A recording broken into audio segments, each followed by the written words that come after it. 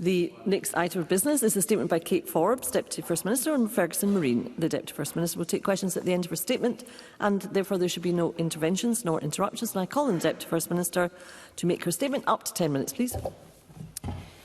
Presiding Officer, I welcome the opportunity to update Parliament on Ferguson Marine. My statement builds on the statement of the Cabinet Secretary for Transport and sets out clearly the Scottish Government's commitment to doing all that we can to secure the yard's long-term future.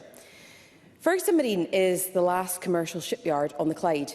It supports skilled employment in Inverclyde, and it plays an important role in Scotland's wider industrial capability. In 2019, the Government brought the yard into public ownership to safeguard jobs and shipbuilding skills and to complete the Glen Sannox and the Glen Rosa. Now our priority is to secure a sustainable future for the yard with clear work, improved delivery confidence and a modernised facility. Progress on current vessels is important context for the decision that I am going to set out. MV Glen Sannox has now completed her first year in service, and MV Glen Rosa continues to progress, with delivery anticipated in the fourth quarter of 2026. I recognise the frustration felt by Parliament, by island communities and by the workforce due to the delays and the cost pressures associated with the Glen Sannox and the Glen Rosa. I also recognise the impact on those affected, particularly island communities who rely on the ferries for work, for family life and for essential services. Their frustrations are justified, and I understand the strength of feeling. Delivery challenges have rightly led to scrutiny of the yard's performance and of past decisions. That scrutiny is both necessary and appropriate, but it's also a catalyst for change. As the Glen Rosa build enters its latter stages, we also need to address the longer-term future of the shipyard. A new senior leadership team is in place, with stronger commercial disciplines, clearer accountability and improved assurance reporting. Oversight has been strengthened and governance arrangements have been tightened. The annual accounts for 2024-2025 and Audit Scotland's accompanying report were published in December. Taken together, they demonstrate measurable improvement in governance and controls compared with previous years. Those arrangements are designed to support better planning, firmer cost control and more consistent delivery. And so, Presiding Officer, it's on that strengthened foundation that I am now able to set out the next steps. Securing the long-term future of the yard requires a clear and credible pipeline of work. The Cabinet Secretary for Transport set out in her statement that the Scottish Government proposes to directly award the contracts for 2 ferries under Phase 2 of the Small Vessel Replacement Programme to Ferguson Marine. But in addition, I can also announce that Ministers propose to award contracts for a further 2 vessels to Ferguson Marine, replacements for the Marine Research Vessel Scotia and the Marine Protection Vessel Mina. Together, that represents a programme of 4 new vessels proposed to be built in the yard. That is a substantial and clear demonstration of our confidence in Ferguson Marine. Ministers must, of course, ensure that public contracts are awarded in accordance with legal requirements and demonstrate value for communities and the taxpayer. A detailed due diligence process is underway within the Scottish Government to closely assess the viability and implications of these proposals. And engagement with the Competition and Markets Authority is also among the steps that are required before any formal contract award decisions can be made. Presiding Officer, it's important to be clear why these vessels are a strong fit for the yard and why we have confidence in Ferguson Marine to build them. First, these vessels are of a scale and technical profile that match the yard's facilities and workforce capability. The proposals are supported by strengthened governance and assurance so that progress, costs and risks will be properly managed throughout delivery. Secondly, there is continuity of experience.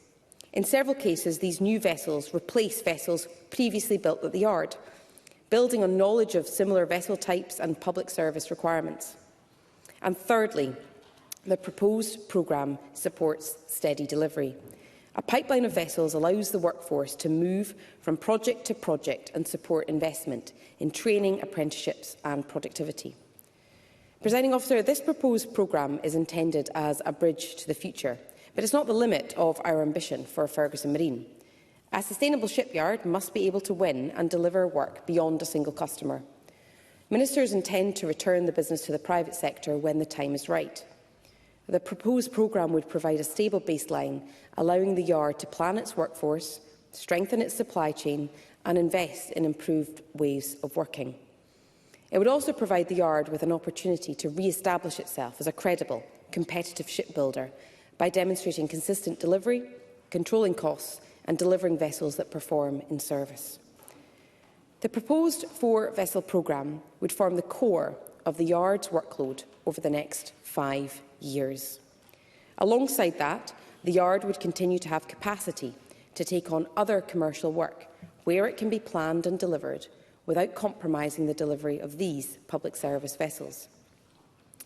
Presiding Officer, I have previously announced a commitment of up to £14.2 million over 2 years to support the modernisation of Ferguson Marine, again subject to due diligence in advance of formal investment decision-making. In the current financial year, interim investment has focused on essential repairs, health and safety improvements and targeted equipment upgrades. Those measures were necessary to stabilise operations and support the delivery of the MV Glenrosa, but they were not transformational. Further modernisation needs to be aligned with the needs of proposed vessel delivery programme, so that investment supports efficient production and improved productivity. Our proposal to progress with 4 new directly awarded vessels provides the clarity needed to plan modernisation properly. We're working with the yard to optimise sequencing and to develop an updated business plan. That business plan will require to undergo legal, commercial and subsidy control assessments before formal decisions can be made on contract awards. But by linking workload to modernisation and governance, the yard would upgrade infrastructure, improve productivity and streamline production practices whilst vessel projects are underway. That approach provides continuity for the workforce, stability for the supply chain and a stronger foundation for a competitive and sustainable future. These substantial proposals we are announcing today would deliver for Ferguson Marine, for island communities and for Inverclyde. We're strengthening ferry resilience and connectivity for communities that rely on dependable services. And at the same time, our plans for new vessel awards would support skilled employment and industrial capability in Inverclyde, where Ferguson Marine remains an essential part of the local economy and a shipyard of national industrial importance. I've talked about investment in the yard and in new vessels, but I also want to place on record my sincere thanks to the workforce at Ferguson Marine. Through a prolonged period of challenge, scrutiny and uncertainty, they have continued to demonstrate professionalism, resilience and a deep commitment to their craft. Shipbuilding is highly skilled and demanding work. It requires precision, teamwork and pride in delivery. And despite the pressures surrounding recent projects, the workforce has remained focused on completing complex vessels to a high standard and on maintaining the yard's reputation for engineering expertise. I also recognise that uncertainty affects not only those employed at the yard, but their families as well. Stability and clarity matter deeply to the people whose livelihoods depend on Ferguson Marine. And I acknowledge the constructive role of trade unions in supporting stability, reform and improvement. Their engagement is important in helping to steer the yard through difficult times and towards a more secure future.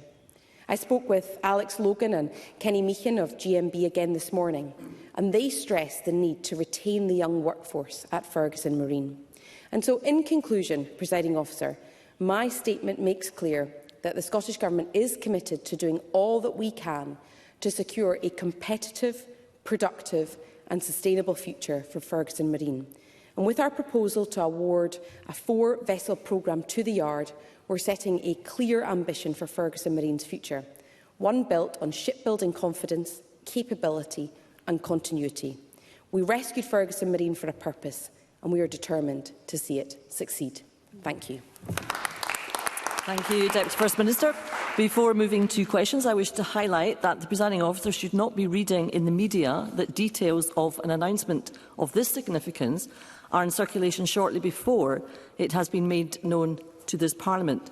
That is extremely disappointing, and it is disrespectful to this Parliament and to its elected members. The Deputy First Minister will now take questions on the issues raised in her statement. I intend to allow around 20 minutes for questions, after which time we will move on to the next item of business. And it would be helpful if those members who would wish to ask a question were to press the request to speak buttons. And I call Sue Webber. Thank you, Presiding Officer. And can I thank the Deputy First Minister for advance sight of her statement.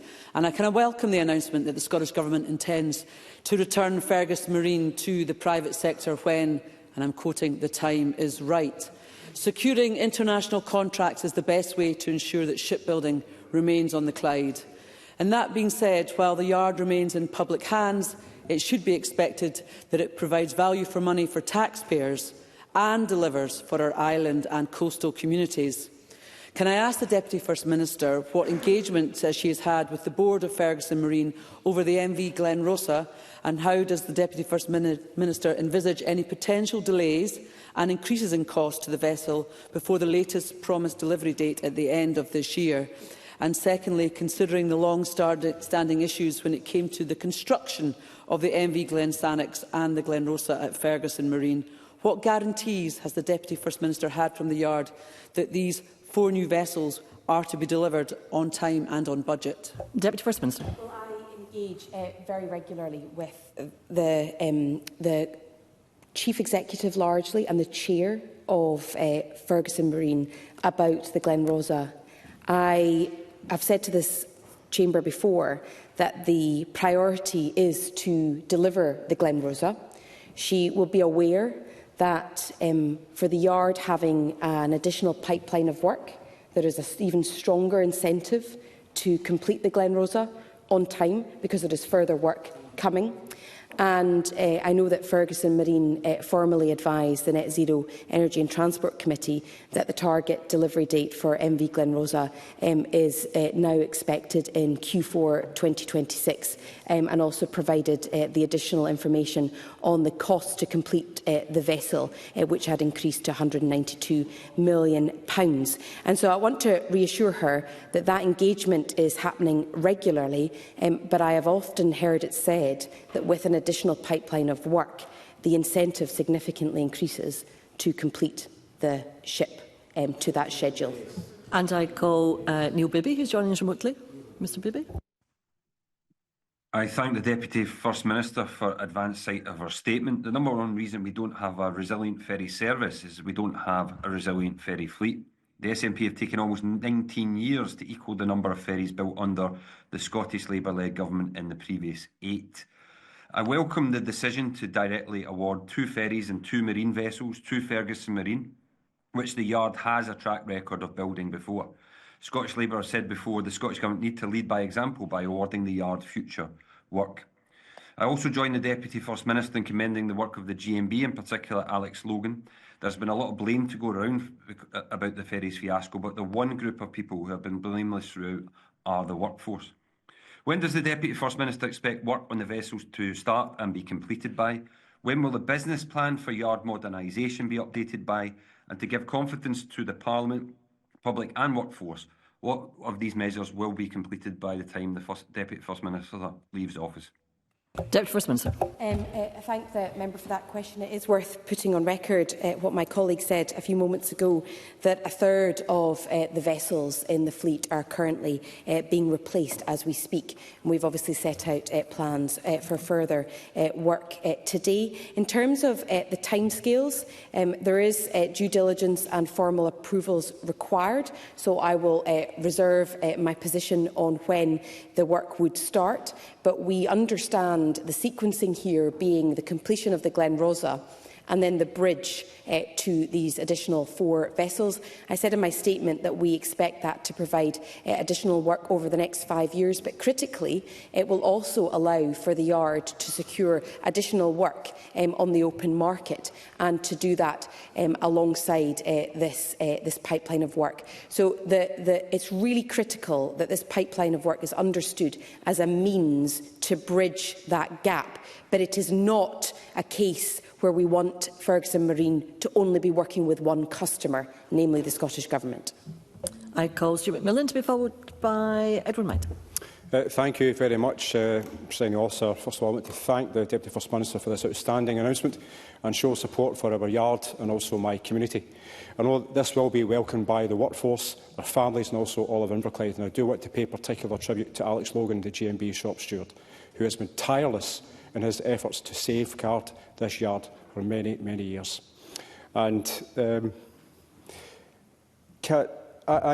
my father worked at the yard before he passed, so today's announcement means so much more to me. This is about the future of shipbuilding in Port Glasgow and Inverclyde. Can the Deputy First Minister provide assurances that the announcement gives the current apprentices the security that they need to plan their futures, that more apprentices can be taken on and they will actually have a future at Ferguson Marine, and also that it gives the management the opportunity to push ahead and deliver these vessels and also win more orders to turn around the negativity about the yard that sadly has been so apparent for many, many years? Deputy First Minister. Well, Stuart McMillan has been an absolutely tireless advocate for the future of Ferguson Marine and has often made the point to me that Ferguson Marine is more than just an employer. It's an absolutely critical part of the Inverclyde economy and is also loved by the wider community who recognise the role that it has played over many generations. So I am grateful to him for his representation of his constituents.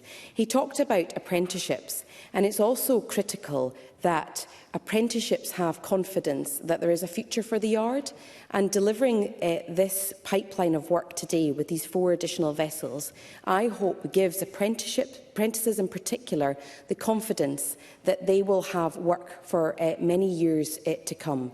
Ferguson Marine currently employs 38 apprentices, and since nationalisation the yard has created 91 apprenticeships, and the proposed programme of 4 vessels enables current apprentices to complete their apprenticeships. We all know, with the scale of shipbuilding in Scotland right now, that there is huge competition over these extremely talented and skilled apprentices, and my hope with this announcement today is that they will continue to support the workforce at Ferguson Marine.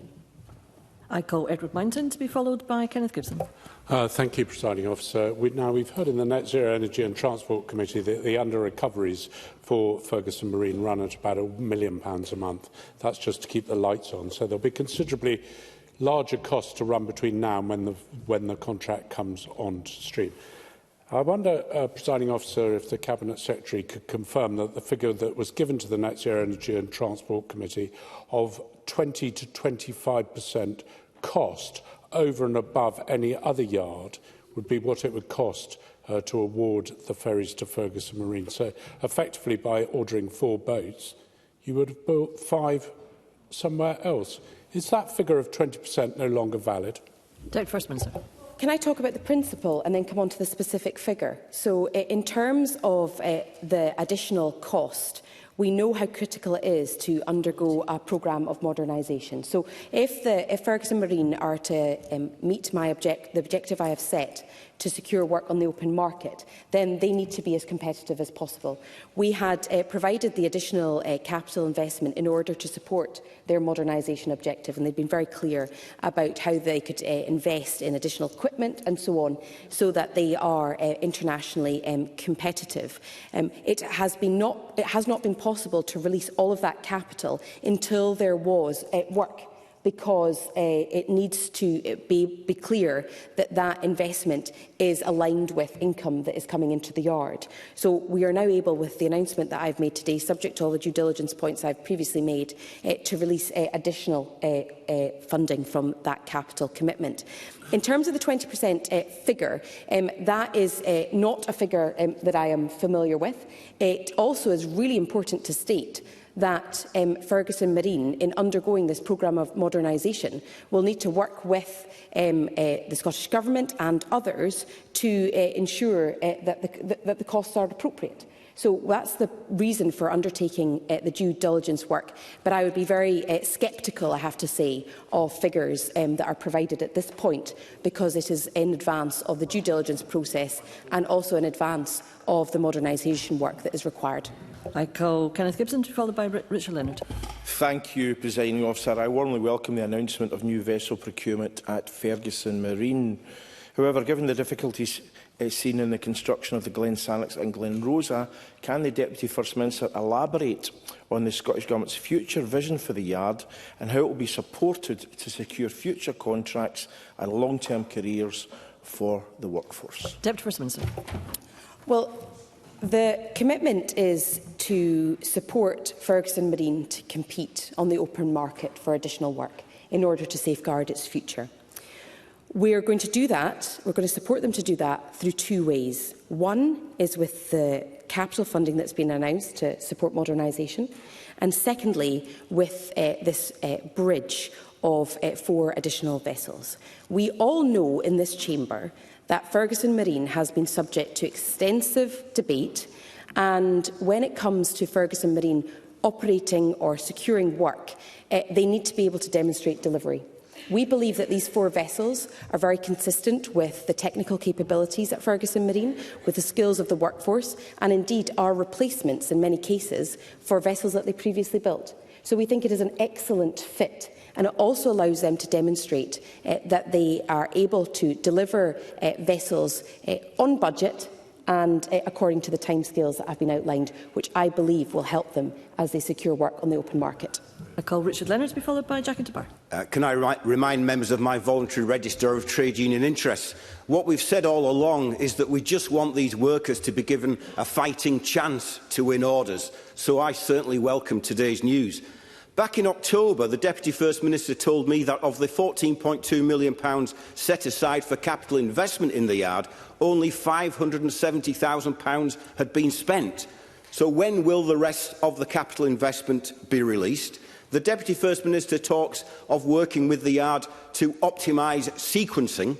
Will the Government learn the lessons of the last 10 years and listen less to directors, management consultants and retired rear admirals, and much more to the skilled and experienced workforce and their trade unions on how best to optimise sequencing? And finally, when will the results of the Grant Thornton forensic audit of the £124 million of public money handed over when the yard was in private ownership be published?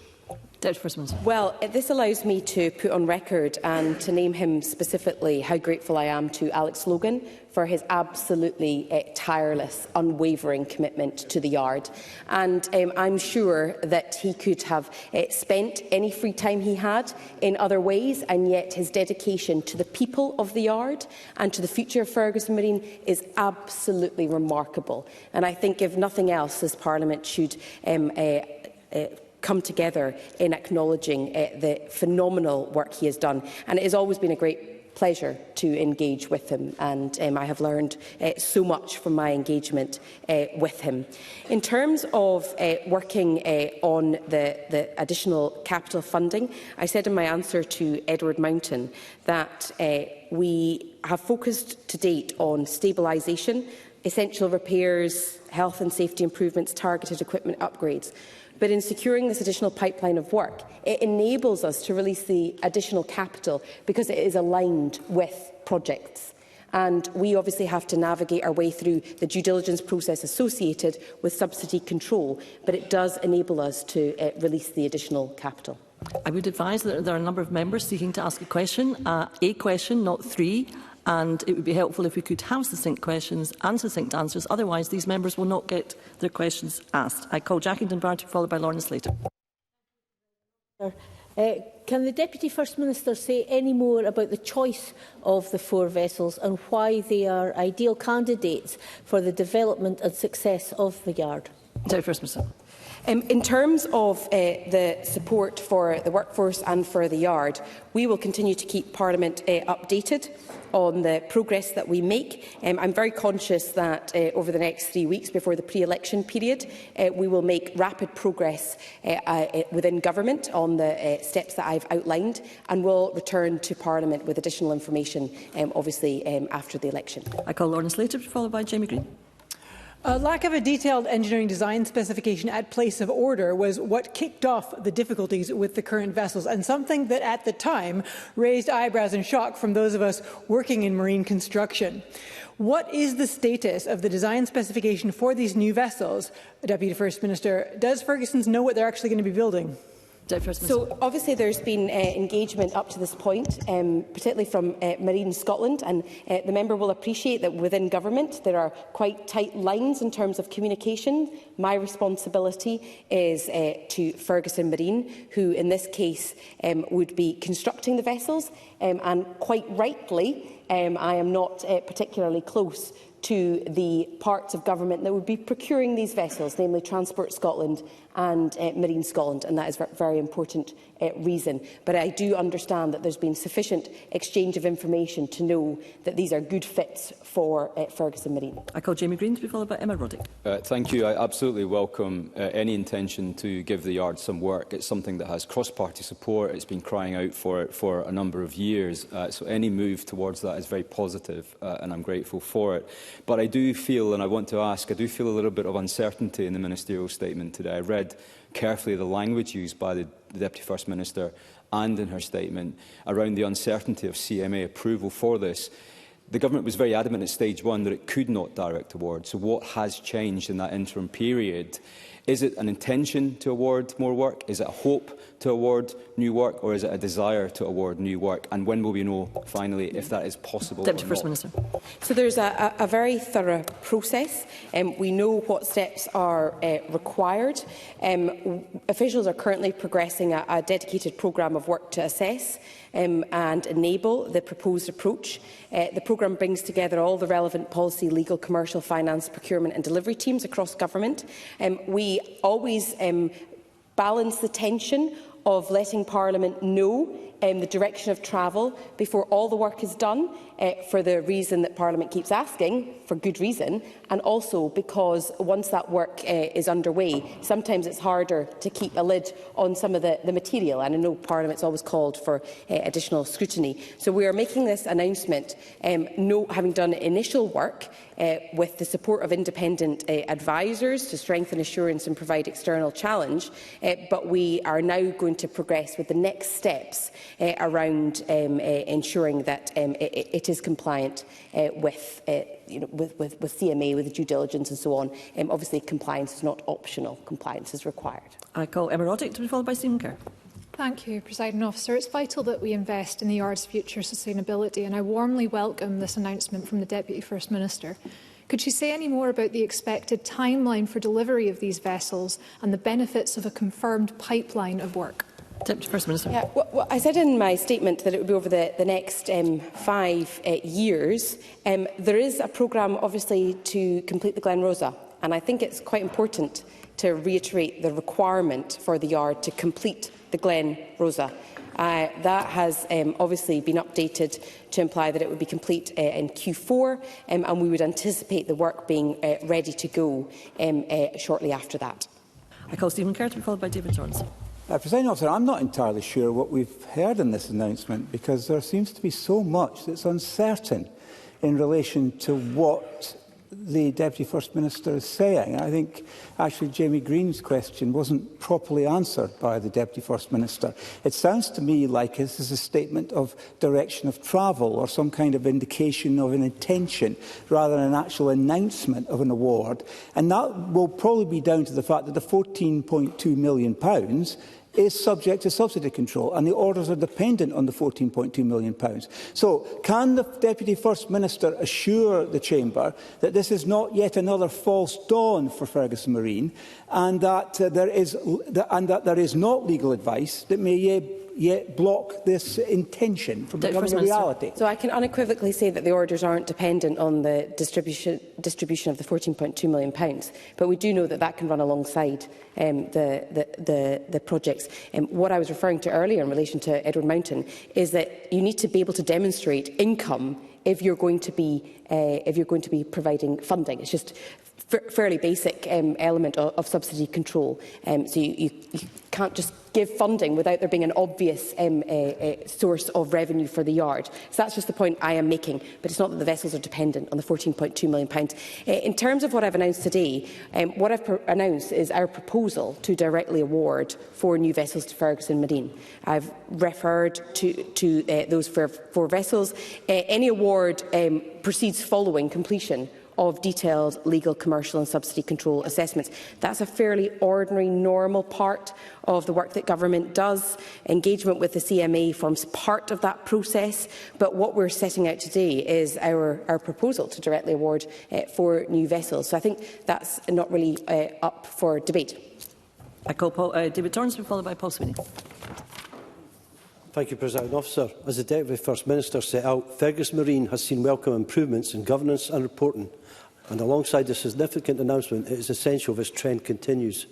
Can the Deputy First Minister let us know what steps the Scottish Government is taking to ensure good planning, cost control and delivery on site, and how oversight and governance arrangements has been strengthened by senior leadership at the yard? Deputy First Minister. Well, all those points are absolutely critical. I mean, we recognise that there have been reputational challenges in the past, but the yard is also demonstrating its wider industrial capability. It's successfully delivered a pilot project for BAE Systems as part of the Type 26 frigate programme. They've secured further contracts from BAE, supporting skilled jobs at the yard. That contract, I think, is a positive endorsement of the workforce and facilities and represents an important step towards greater sustainability. And it's off the back of the work that we have done to ensure good governance. And I call Paul Sweeney. Thank you, Deputy President Officer. This 4-vessel programme is very welcome news indeed, because demand signal is so critical to shipyard viability. But does the Deputy First Minister agree with me that it just has to be the beginning of a springboard for the development of commercial shipbuilding in Scotland? So getting the pipeline in place is key, getting the facilities up to scratch in world standard is key, but also critically, if we're going to win contracts on the open market, we need to get shipbuilding finance in place in Scotland, because currently that is the main blocker to winning non-public sector contracts. Can we fix that problem too? Deputy First Minister. Well, Paul Sweeney has been a regular advocate and representative of the yard, and I pay tribute to him, particularly around questions around direct award. He's absolutely right that this is a means to an end. It's a springboard. It gives them work. It means that the yard has a future, but it is not the full picture, because ultimately the yard needs to take the opportunity provided by the direct award and the capital investment to modernise, to secure work and to ensure that its reputation enables it to engage properly with other customers. Thank you, Deputy First Minister. That concludes the statement. There will be a very short pause before we move on to the next item of business.